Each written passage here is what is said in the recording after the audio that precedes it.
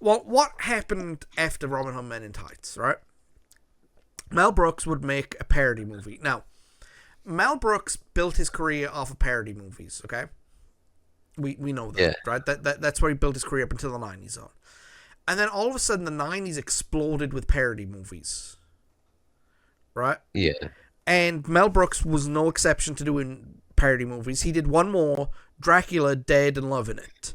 And the movie was so bad that Brooks retired from directing at that point. Did you see that movie? No. I I know saw it it. in the I saw it in the theater actually. How bad was it? I I mean I was really young at the time, but I remember liking it. I remember laughing quite a bit actually. Well, it had Leslie Nielsen in it, so you knew you were going to get Yeah, humor. Like, a certain level. like Leslie Nielsen, man, I could do a whole deep dive into his career because Amazing. he was such a serious actor. Absolutely. But he just sells the comedy. Like the phrase "I'm a locksmith and I'm the locksmith." Just you know, who are you? Yeah. How'd you get in here? I'm a locksmith and I'm the locksmith. Just deadpan as can be, right?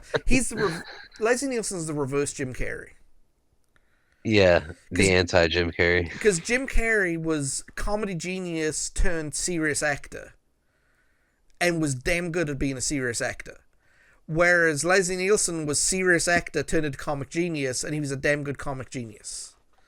You know, Yeah. but so he kind of after Dracula Dead and Loving It, Mel Brooks walked away, and he did do Paws of Fury, which was a child-friendly reworking of Blazing Saddles. Which, Wow, okay. for those people who say Blazing Saddles couldn't be made today, they're missing the point of the movie Blazing Saddles. Yeah. They only see it as spouting certain words, and no, it was a parody of those people, not parody of black people. You know, Yeah. it was a parody of people it was a parody of racists. Yeah. And it's the racist folks these days who say you can't make that movie anymore. Well, obviously you missed the point of the movie, you know. But so what happened with the genre, right? The genre took a hard left, and bad parody movies came out all over the place. With Leslie Nielsen doing a couple of them, like Spy Hard. I liked Spy Hard, but it wasn't as good as some of his other work. And they did a parody of The Fugitive, with Leslie Nielsen playing, his wife was killed by the one-armed, one-legged man. And it was just a bunch of bad jokes. And, I mean, when I say bad jokes, I mean bad jokes, Oh yeah, I saw Spy Hard. I remember that. Spy Hard, and the other one was Wrongfully Accused.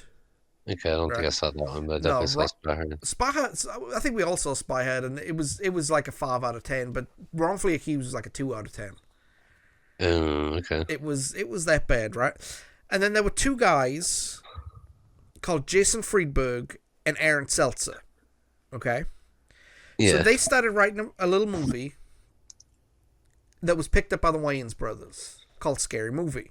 Mm. We all know Scary Movie. Scary Movie is absolutely hilarious, right? One of the greatest parody movies of all time. Scary Movie 2 was even better, which is hard to believe because Scary Movie 1 was absolutely fantastic, right? Yeah, absolutely. And then you had that, and you had Galaxy Quest came out around about that time too. Another great parody. Although that's more of a homage, I guess. Yeah, more than a parody. That's true. That's a good point.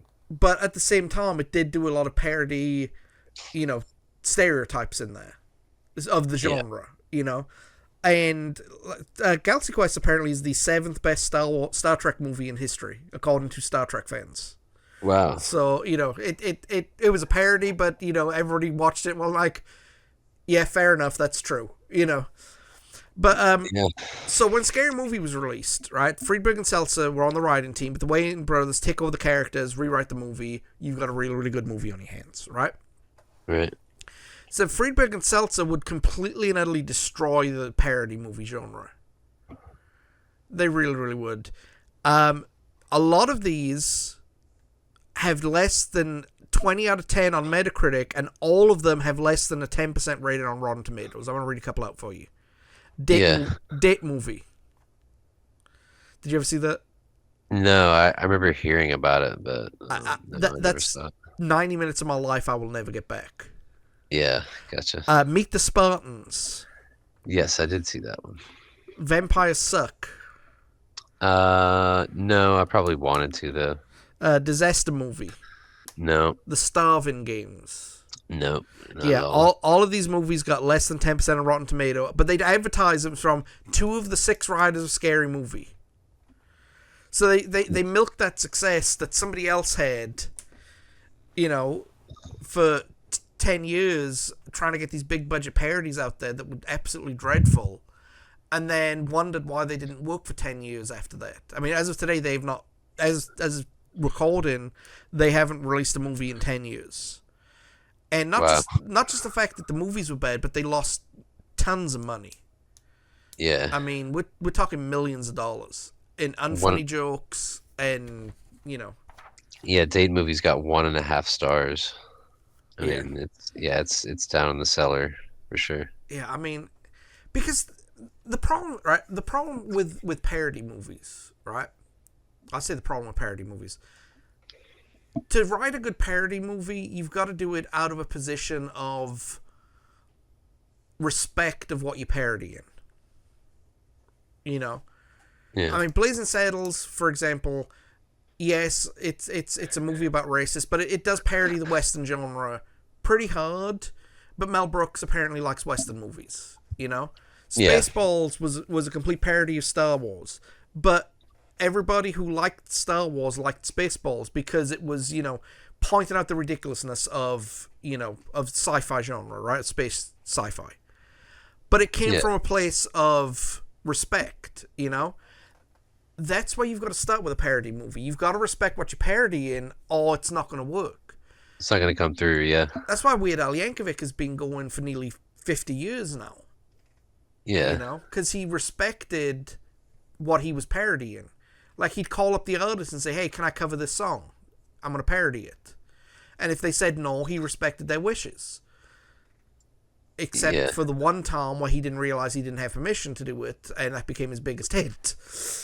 With Amish Wow. Paradise. But, I mean, like, for example, he went to Paul McCartney to do a song called Chicken Pot Pie, which is a parody of Live and Let Die. And when McCartney said, no, I'm a vegetarian, you can't do a song about eating chickens, he respectfully never performed it and never released it,